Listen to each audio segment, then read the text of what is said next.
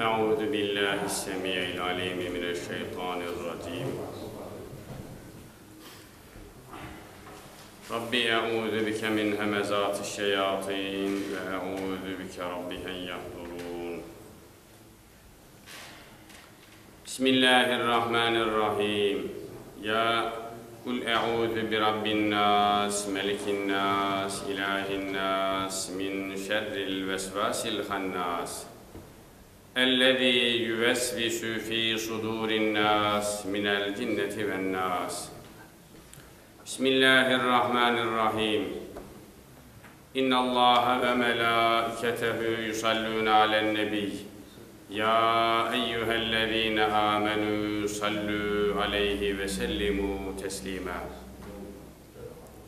صلوا على رسولنا محمد صلوا على طبيب قلوبنا محمد صلوا على شفيع ذنوبنا محمد ol mənbə-i bağı bəlağat, ol məxzəni fadl-ı səadət, ol andəli-bi gülizar-ı fəsahat, Hazreti Muhammed Mustafa-ra salavat.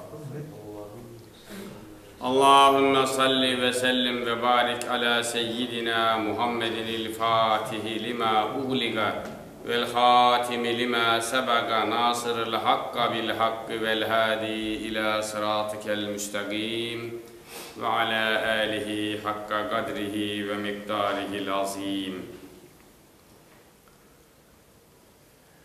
Estaizu billah, bismillahirrahmanirrahim. Ya eyyühellezine amenüttegullaha hakka tukatihi ve la temutunne illa ve entum muslimun. Sadakallahul azim. Ve bellegana rasuluhun nebiyyül kerim ve nahnu ala ma gâle haliguna ve raziguna ve mevlana mineşşâhidîne şâkirîne bi kalbin selim. Cenab-ı Hak ve Feyyaz-ı Mutlak ve Rabbül Felek Hazretleri cümlemize ve cümle ümmeti Muhammed'e medad-ı inayet ve lütf-i hidayet eyleye, tevfikat-ı sübhaniyesine cümlemizi mazhar eyleye, suri ve manevi müşkillerimizi, problemlerimizi hallü asan eyleye, şu aziz mübarek Ramazan-ı Şerif'te ve Cuma gününde hep bütün Müslümanların dertlerine deva, hastalıklarına şifa, borçlularına edalar nasip eyleye. Allah-u Zülcelal vel Kemal Hazretleri Kur'an-ı Azimüşşan'ında ve bahusus bu okuduğum ayeti kerimede bizlerin dünya ve ahiret saadeti şadlığı için ne emri ferman buyuruyorlar. Muhterem Müslümanlar, iman şerefiyle müşerref olan muhterem Müslümanlar,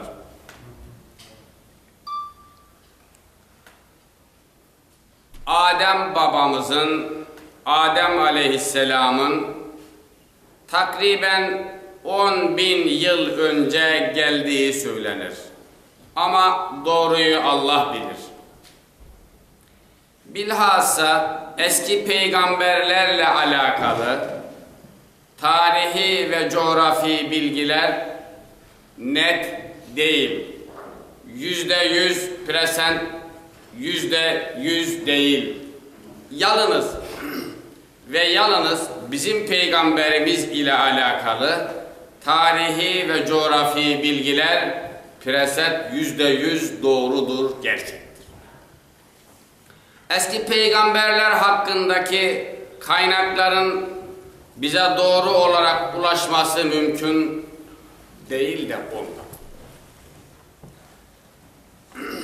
Hülasa-i kelam, netice Allah-u Teala yeryüzüne 100 tane suhuf, 4 tane büyük kitap indirdi. Ve bir rivayete göre 124.000, bir başka rivayete göre de 224.000 peygamber gönderdi. Bunca peygamberlerin gönderilme sebebi, bunca kitapların, suhufların suhuf, jurnal gibi küçük kitapçıklar. Benzetme daha hata olmasın.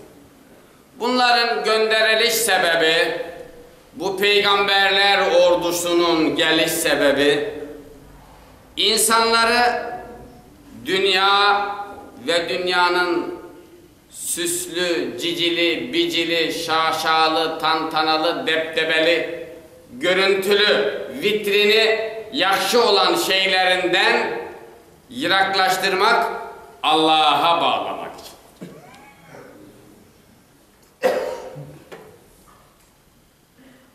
Ama ne kadar ikazlar gelse de Allah'a şükredenler, Allah'a iman edenler, Allah'a teslim olanlar dünyada hep az oldular. Bunu Allah-u Teala Kur'an-ı Kerim'inde "Galilen ma teşkurun", şükredenler az oldu. Bir başka ayet-i kerimede "Ve galilun min ibadiyeşşekur", benim şükreden kullarım az oldu. Yani hakikatları anlayanların sayısı her zaman az ola geldi. Doğruyu doğru olarak bilenler azınlıkta oldu. Batıldan gidenler, hak yoldan ayrılanlar umumiyetle çok oldu. Bu ilahi kader dersek de olur, ezeli plan, program desek de olur. Allah bizi ve bizim zürriyetlerimizi doğru yolda, hak yolda, Allah'ın yolunda kıyamete kadar gitmeyi nasip eylesin. Bizim ata babalarımız 1300 yıldır, en az 1300 yıldan beri Müslüman olmuşlardır. Peygamberimizin gelişi 1430 yıl, İslamiyet'in 130. yıllarında bizim ata babalarımız bütün Müslüman oldular. Hatta 1330 da desek olur.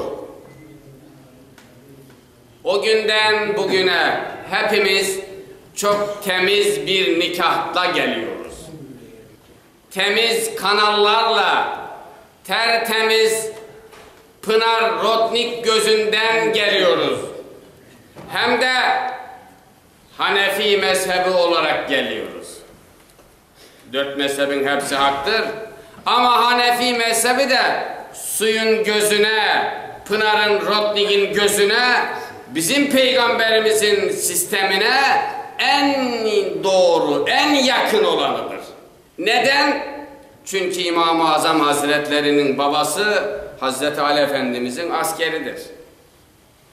Çünkü İmam-ı Azam Hazretlerinin kendisi 25 tane sahabeyi birebir, ayanen, beyanen görmüş, onlardan İslam'ın gerçeklerini kopya etmiştir.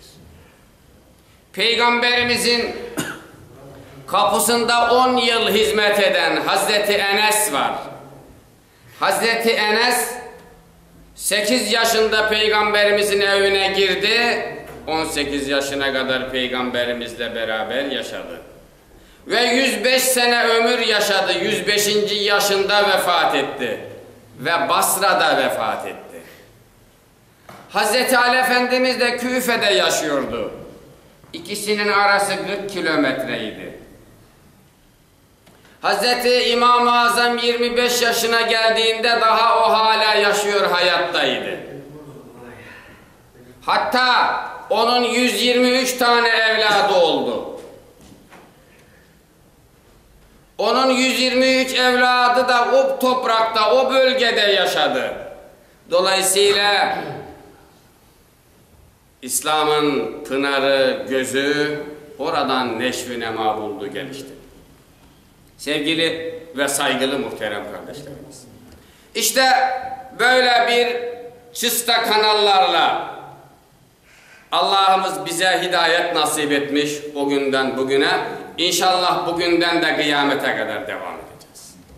Evlatlarımıza, zürriyetlerimize, unuklarımıza bizlerde var olan iman, edep, ahlak sistemasını devredeceğiz, teslim edeceğiz. Bu çok mühim. Neden çok mühim? Peygamberimiz veda haccında, evet, veda haccını yaptı. Veda haccında bir hutbe okudu. Hutbenin sonunda Peygamberimiz buyurdu ki: ey eshabım, yarın mahşerde toplanacağız. Hazreti Allah bana soracak: ey Habibim Ahmet, Resulüm ya Muhammed, sana verdiğim Hazreti Kur'an'ı senden sonraki insanlara teslim ettin mi? Benden de soracak, sizden de soracak. Benim hakkımda Allah'a ne diye şahitlik edeceksiniz? Nasıl o büyük mahkemede ifade vereceksiniz? Ashab-ı kiram 114.000 kişi. Hep birden: ya Resulallah, Allah'ın sana devrettiği, teslim ettiği Hazreti Kur'an'ı sen de bize teslim ettin. Teslim aldık senden. Peygamberimiz kırmızı bir devenin üzerinde hutbe okudu. Kırmızı devenin. Bu hutbenin sonunda Peygamberimiz şu parmak, bu parmağın adı şehadet parmağı. Bunu önce göğe kaldırdı. Sonra da cemaatin üstüne indirdi. Sahabenin üstüne. Şahit ol ya Rab, şahit ol ya Rab, şahit ol ya Rab. 3 kere tekrar etti ve Peygamberimizin hutbesi bitti. Son kelime budur. 3 kere şahit ol ya Rab, şahit ol ya Rab, şahit ol ya Rab. Şimdi efendiler, aziz kardeşlerimiz, muhterem büyüklerim, Peygamberimiz en son haccında, en son hutbesinde, en son vedasında bu degavur üzerine, bu akit üzerine dikkat kesiliyor. Allah sizi benden soracak. Sendeki iman, edep, ahlak, Kur'an'ı ne yaptın diye soracak. Onlardan imza aldı, potpis aldı. Şimdi ahirette de Allah'ımız hepimizden soracak. Ve diyecek ki siz ata babalarınızdan devraldığınız İslamiyet'i balalarınıza, unuklarınıza teslim ettiniz mi? Arada bir 70 yıllık komünizm geldi. Ondan af. Oradaki olup bitenleri Allah affedecek. Ama şimdi o gitti. Şimdi hürriyet var. Bizden soracak Allah'ımız. İman, edep, ahlak, Kur'an, peygamber yolunu, sistemini özünüz bildiğiniz gibi unuklarınıza, çocuklarınıza, balalarınıza teslim ettiniz mi diyeceğiz. Ne diyeceğiz? Bu sualı bir tane kafamızı, 2 tane elimizin arasına alıp da düşünelim. Gece kafamızı yastığa koyduğumuzda bunu düşünelim. Ömrümüz boyu bunu düşünelim. Böylece Allah'a, ahirete, yolculuğa hazır olalım. Muhterem kardeşlerim, Cuma vaazının vakti çok az. Az vakit içerisinde size daha fazla mesajlar, daha kısa az öz bilgiler vermek için gayret ediyorum. Musa aleyhisselam Kur'an-ı Kerim'de en çok adı geçen peygamberdir. 125 yerde Musa aleyhisselamın Kur'an'da adı geçer. Bizim peygamberimizin de Kur'an-ı Kerim'de 5 yerde adı geçer. İbrahim aleyhisselamın Kur'an-ı Kerim'de 50 yerde adı geçer. En az bizim peygamberimizin adı Kur'an'da geçer. Neden? Kur'an'ın tamamı bizim peygamberimize anlatıyor. Kur'an'ın tamamı bizim peygamberimize nazil olmuş. İşte şeytan Musa Aleyhisselam Allahu Teala ile Tur-i Sina'da 1001 kelam konuştu. Müteaddit kere huzura çıktı. Bir keresinde şeytan önüne çıktı. Ey Musa, sen Allah'ın sevgili peygamberisin. Allah'ın yanında hatırın kıymetlidir. Senden bir ricam var. Söyle. Ben vaktiyle Adem Aleyhisselam'a secde etmedim. Asi oldum. Allah da bana lanet etti. Ben melun oldum. Ne olur Allah'a bir rica et. Benim için bir af dile. Musa Aleyhisselam olur dedi ve Allah'ımıza arz etti. Bir fırsatta.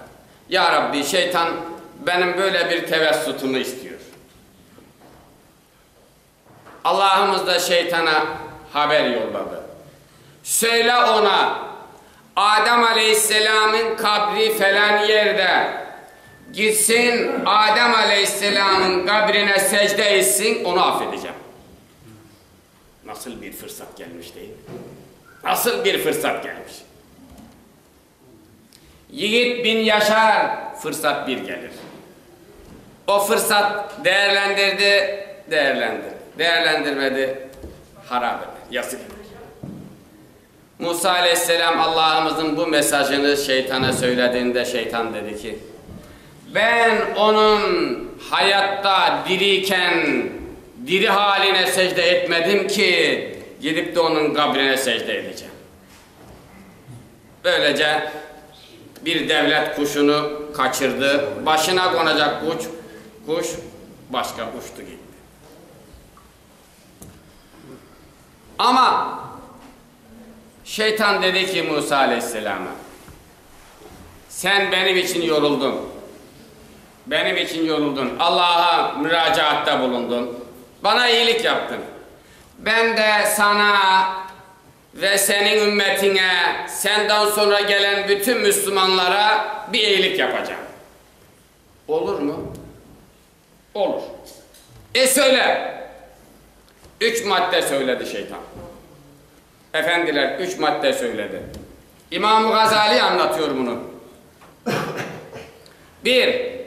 Şeytan dedi ki ümmetine söyle.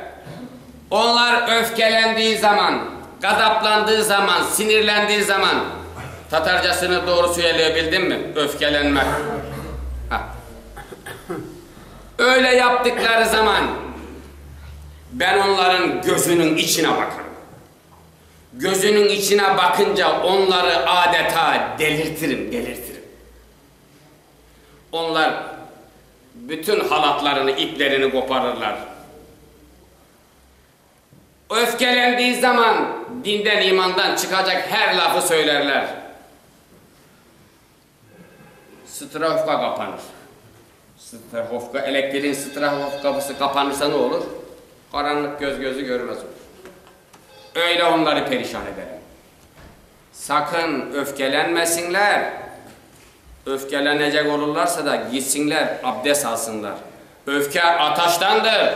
Benden geliyor, ben ateşten gelmişim. Öfkenin ilacı sudur. Abdest alsın, öfkeden kurtulsun. 2.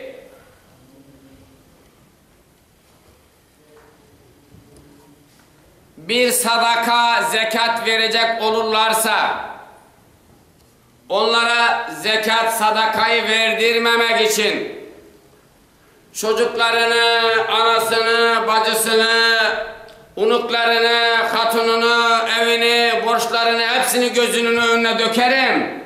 Bunlar aç ölüyor bunlar. Sen ne yapıyorsun? Kalkıp bir de öyle zekat, sadaka mı veriyorsun derim. Ona zekat, sadaka verdirmem. O zamanda da özlerine, hayatlarına dikkat etsinler. Benim tuzağıma, kapkanıma düşmesinler diyor.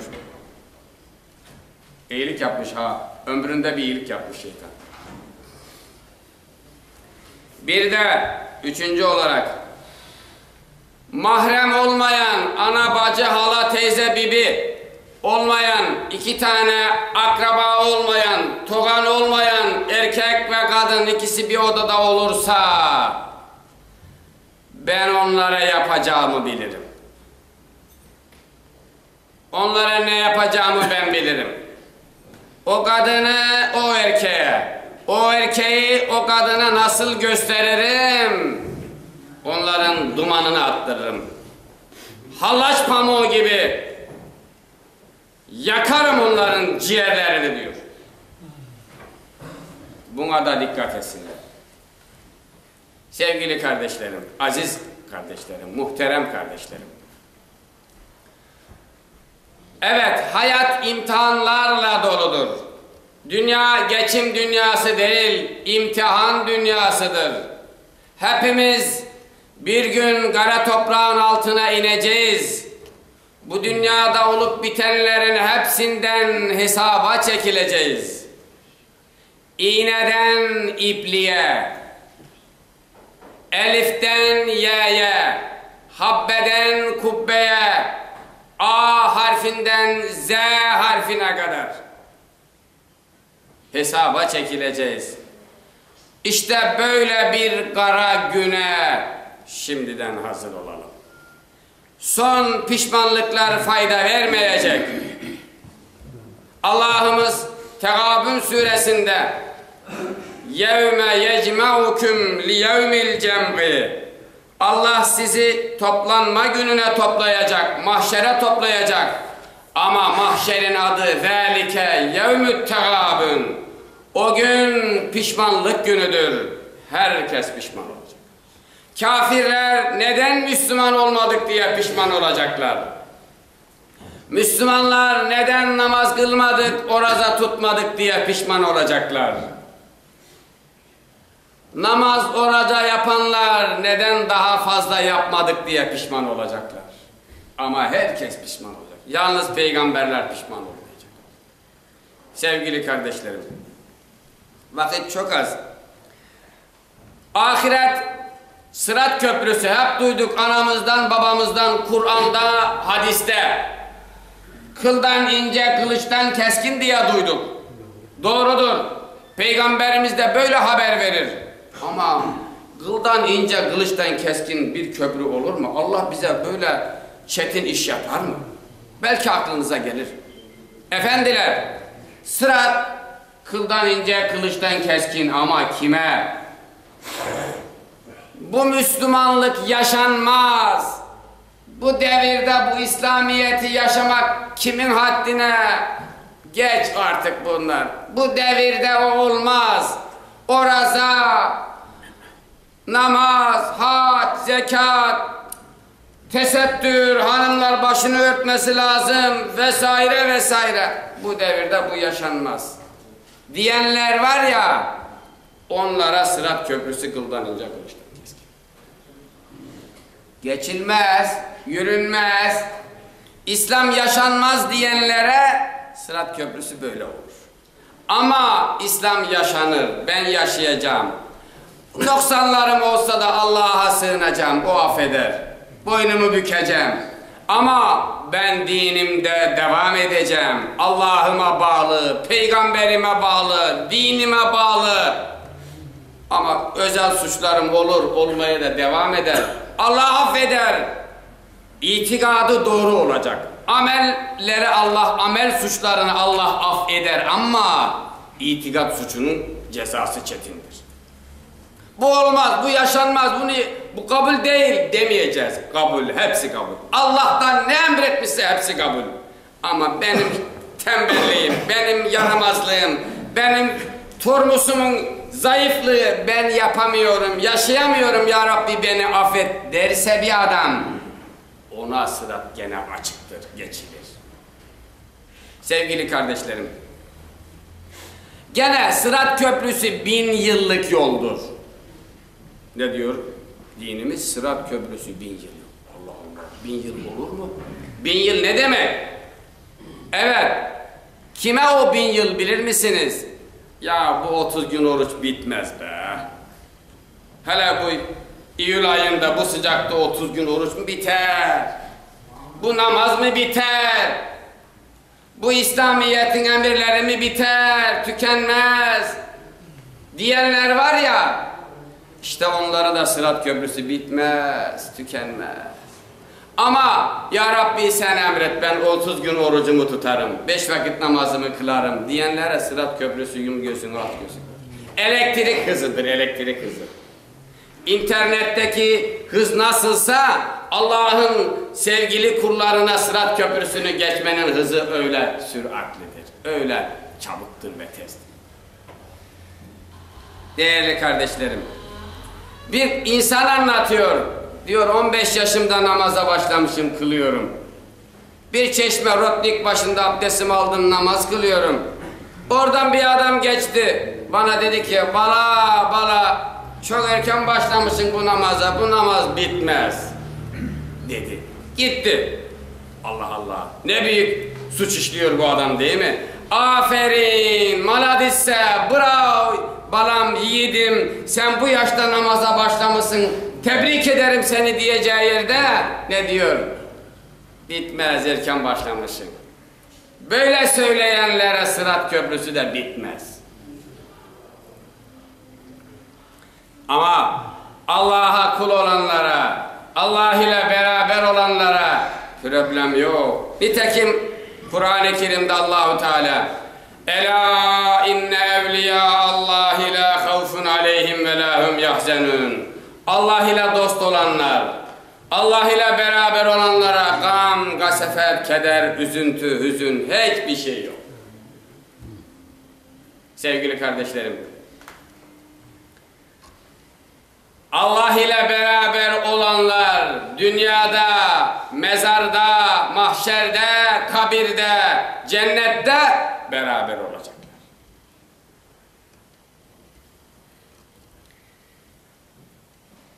Sevgili kardeşlerim,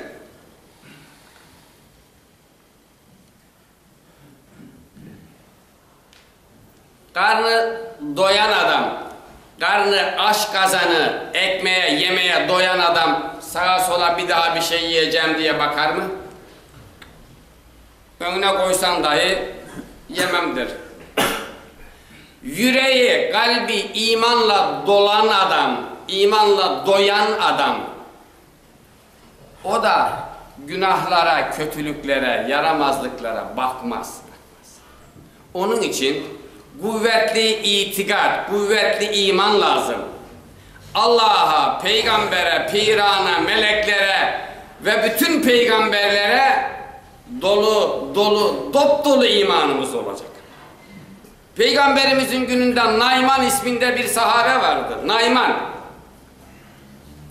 Ama her zaman peygamberimizin yanında. Fakat freni, tormusu çok zayıf. Neye? İçkiye, pivaya. Gider, içer, gelir ya Resulallah ben gene içtim der. Peygamberimiz vazifelere emreder, bunun cezasını verin. Cezasını verirler, gider. Son cümlemi bitiriyorum. Nayman ismindeki sahabe peygamberimizi çok sever. Sık sık yanına gelir. Nüktedandır, şutka, latife konuşur. Peygamberimiz de onu dinler ve güler, tebessüm eder. Ama çok içer. İçer gelir ya Resulallah ben içtim der. Peygamberimiz de vazifelere bunun dayak cezasını atın der. 1, 2, 3, 5 böyle. Bir gün dayağı yedi gidiyor. Hazreti Ömer Efendimiz de şahit. Dedi ki Allah belanı veren ne dayağa doymaz adammışsın. Hazreti Ömer Efendimiz böyle söyledi. Peygamberimiz müdahale etti. Ömer beddua etme. Bildiğim kadarıyla o adam Allah'ı ve peygamberi seviyor. Burada çok incelik var efendim. Günah işleyebiliriz, işliyoruz. Ama Allah ve peygambere olan muhabbetimiz, saygımız, bağlılığımız gevşemeyecek. Günah işliyorsak da ya Rabbi bu benim tormusumun zayıflığında. Bu benim kendi şahsıma ait, nefsime ait bir hatamdır deyip boynumuzu bükeceğiz, Allah'a el açacağız. Efendiler, itikadımız, imanımız dop dolu olsun. Ama hatalarımız olabilir, o hatalardan ötürü el açıp boyun bükeceğiz. Amin. İşte Ramazan-ı Şerif'in kerameti bu. Bundan istifade edeceğiz. Geçmişlerimizin, ata babalarımızın ruhlarını şad etmek üzere şu cennet vatanı bize bırakan şehitlerimizin, gazilerimizin ruhlarını şad etmek üzere buyurun El Fatiha.